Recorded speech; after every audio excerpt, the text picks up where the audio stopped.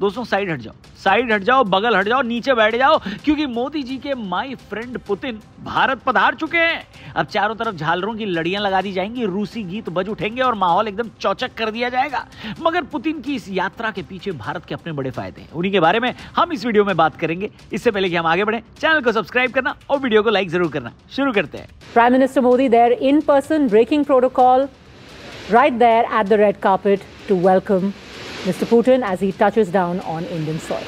Now, Russian President Vladimir Putin is in India for his two-day state visit for the 23rd India-Russia Annual Summit. Prime Minister Modi has gifted a copy of the Bhagavad Gita to President Putin. This was yesterday itself when President Putin in fact just arrived. देखिए, recently Putin को चीन में PM Modi की जान बचाने का credit दिया जाता है। अब ये कितना सच है और कितना झूठ, ये तो एजेंसीज या भगवान ही जाने। लेकिन रूस हमेशा से भारत का एक रिलायबल पार्टनर रहा है और हमेशा हमारी मदद की है रूस ने। 4 दिसंबर 2025 की शाम को रूसी राष्ट्रपति व्लादिमीर पुतिन के जहाज के उतरते ही प्रधानमंत्री नरेंद्र मोदी ने प्रोटोकॉल तोड़ते हुए पालम एयरपोर्ट पर उनको वेलकम किया। दोनों नेताओं ने गर्मजोशी से हाथ मिलाया, गले लगे, रेड कारपेट पर साथ चले, जो भारत रूस मित्रता की अनऑफिशियल एक्सप्रेशन था। ये एक इशारा था, क्योंकि आमतौर पर विदेश मंत्री या अन्य अधिकारी स्वागत करते हैं, लेकिन मोदी ने पुतिन के पिछले एससीओ समिट में किए गए इसी तरह के सम्मान का जवाब दिया। एयरपोर्ट से निकलते समय कुछ अलग हुआ, जहां पीएम मोदी ने अपनी नॉर्मल रेंज रोवर या बख्तरबंद एसयूवी की बजाय सफेद टोयोटा फॉर्च्यूनर में पुतिन के साथ सवारी की। फॉर्च्यूनर को specially bullet proof glass, top class security features और मजबूत इंजन से लैस किया गया, जो हाई सिक्योरिटी वाले काफिले में रिलायबल साबित होती है। पुतिन ने खुद कहा कि ये उनकी पहल थी, जैसा कि पहले एससीओ में ऐसा किया गया था। ये ऐसा जेस्चर था जो दोस्ती का प्रतीक है और ट्रंप जैसे ग्लोबल प्रेशर के बीच मजबूत स्ट्रैटेजिक साइन भी। खैर, वापस से फॉर्च्यूनर पर आते हैं। ये चॉइस महाराष्ट्र पुलिस की सिक्योरिटी फ्लीट ने किया, जो दिल्ली काफिलों में नियमित रूप से यूज होती है, और इसकी मजबूती व कम मेंटेनेंस इसे आइडियल बनाता है। ये कारपूल डिप्लोमेसी एक ग्लोबल मैसेज देती है दोस्तों कि भारत रशिया के संबंध कितने मजबूत हैं। एयरपोर्ट से सीधे पीएम अपने आवास पहुंचे, जहां दोनों नेताओं ने लगभग 3 घंटे की अनऑफिशियल चर्चा की, निजी डिनर किया, बायलैटरल संबंधों पर गहराई से बातचीत भी हुई। पहले रूस में मोदी को इसी तरह सम्मानित किया गया था। डिनर में डिफेंस, एनर्जी और बिजनेस जैसे सब्जेक्ट्स पर अपडेट किए गए। इसके बाद 5 दिसंबर यानी आज हैदराबाद हाउस में बायलैटरल मीटिंग, वर्किंग लंच, संयुक्त प्रेस स्टेटमेंट और राष्ट्रपति द्रौपदी मुर्मू द्वारा स्टेट बैंक्वेट भी तय है। पुतिन की ये यात्रा दोस्तों ऐसे टाइम में हुई है जब दुनिया का पावर बैलेंस तेजी से बदल रहा है। अमेरिका चीन कंपटीशन, यूरोप में इंस्टेबिलिटी और वेस्टर्न इकोनॉमिकल प्रेशर के बीच भारत के लिए रशिया के साथ कनेक्शन बनाए रखना स्ट्रैटेजिक ऑटोनॉमी यानी बिना किसी दूसरे देश पर डिपेंडेंसी बढ़ाए खुद को मजबूत करने का सिंबल है। भारत अपने नेशनल इंटरेस्ट को किसी एक तरफ की कठपुतली बने बिना साधना चाहता है, और रशिया के साथ पार्टनरशिप उसे मल्टीपोलर डिप्लोमेसी के सेंटर में लाती है। ऐसे में रूस के साथ हमारी सालों पुरानी दोस्ती को अमेरिका भी समझता है। भारत के लिए दुनिया एक बहुत बड़ा मार्केट है, लेकिन आज की दुनिया में भारत दुनिया को भी अपना मार्केट बनाना चाहता है। यही वजह है कि अमेरिका जैसे कैपिटलिस्ट देश ये नहीं चाहते कि भारतीय बाजार इतना ज्यादा बढ़े कि दुनिया हमें खरीदार की जगह एक व्यापारी की तरह देखने लगे। दूसरी तरफ यूनाइटेड नेशन सिक्योरिटी काउंसिल में भारत की परमानेंट मेंबरशिप को रशिया अभी भी सपोर्ट करता है, अपना समर्थन देता है। इस यात्रा में पुतिन ने एक बार फिर इस मुद्दे पर अपना स्ट्रॉन्ग सपोर्ट जताकर यह साफ किया कि भारत के ग्लोबल रोल को लेजिटिमेसी दिलाने में रूस एक रिलायबल पार्टनर बना रहेगा। इससे भारत की इंटरनेशनल रेपुटेशन और आइडियोलॉजिकल बैलेंस दोनों स्ट्रांग होंगे। भारत दुनिया में न सिर्फ अपनी पहचान को मजबूत करेगा, बल्कि अपनी सोच को भी दुनिया के सामने रखेगा कि हम एक मजबूत देश की तरह अपनी शर्तों पर काम कर सकते हैं। इसके साथ ही भारत रशिया बिजनेस फिलहाल लगभग 65 से 70 अरब डॉलर तक पहुंच चुका है। नए समझौतों में 2030 तक इसे 100 अरब डॉलर तक ले जाने का टारगेट तय किया गया है।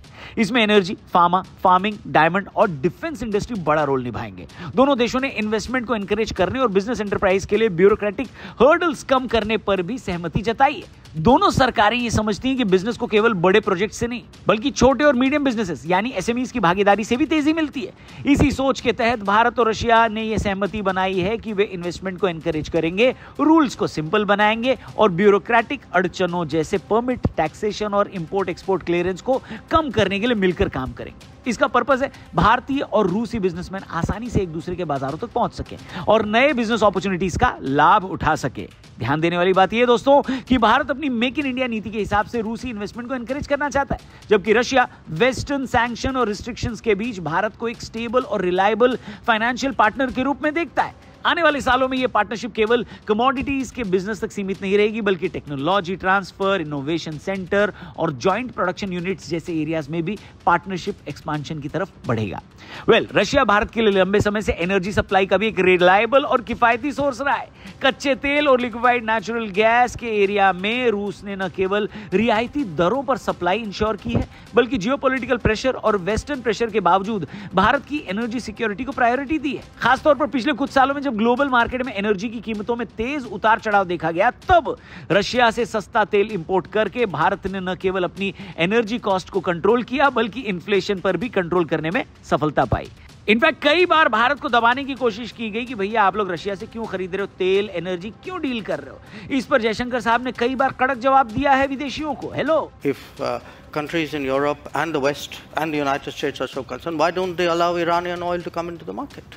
Why don't they allow Venezuelan oil to come into the market? I mean, they've squeezed every other source of oil we have, and then say, okay guys, you must not go into the market and get the best deal for your people. अब देखिए, दोनों देशों के बीच एक long term agreement पर काम हो रहा है जो इस एनर्जी पार्टनरशिप को और अधिक इंस्टीट्यूशनलाइज कर देगा। इसका मतलब होगा कि आने वाले सालों में तेल, गैस और most probably nuclear energy projects के क्षेत्र में भी पार्टनरशिप को ऑफिशियल और लॉन्ग टर्म स्ट्रक्चर मिलेगा।